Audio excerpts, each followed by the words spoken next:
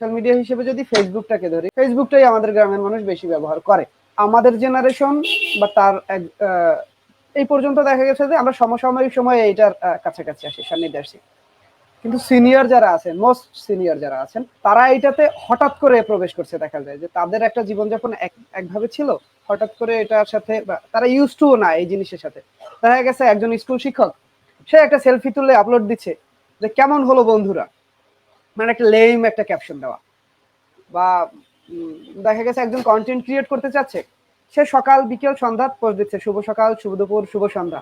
তার কোনো content create মানে কোনো কন্টেন্ট নাই, বাট সে তার ইচ্ছা পোষণ করতেছে, সে কন্টেন্ট ক্রিয়েটর হবে। বা বিভিন্ন জায়গায় গিয়ে কমেন্ট করতেছে, পাশে থাকুন, পাশে থাকলে পাশে পাবেন। আমাদের বন্ধু তালিকায় আছে এমন হয়তো দু একজন কন্টেন্ট ক্রিয়েটর, বা আমার এই কথার সাথে মিলে যেতেও পারে, বা এমন কোনো শিক্ষক আছেন যিনি এরকম আছেন যে হয়তো একটা ছবি আপলোড দিলে ক্যাপশন কি হতে পারে এটা না ভেবেই ক্যাপশন দিয়ে দেয়। তো সেই ক্ষেত্রে যেই ছেলেটা ধরেন সোশ্যাল মিডিয়া ব্যবহারে এক্সপার্ট না, সে দেখলো অমুক স্যার ছবি আপলোড দিয়ে ক্যাপশন দিছে কেমন হলো বন্ধুরা। তার স্যার যখন দিছে জিনিসটা তো নিশ্চয়ই সে ভেবে চিন্তে ভালো একটা জিনিস হবে, আমিও একটা আপলোড দিলাম কেমন হলো বন্ধুরা।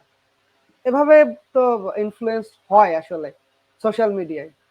এক্ষেত্রে পরিত্রাণের উপায় কি হতে পারে?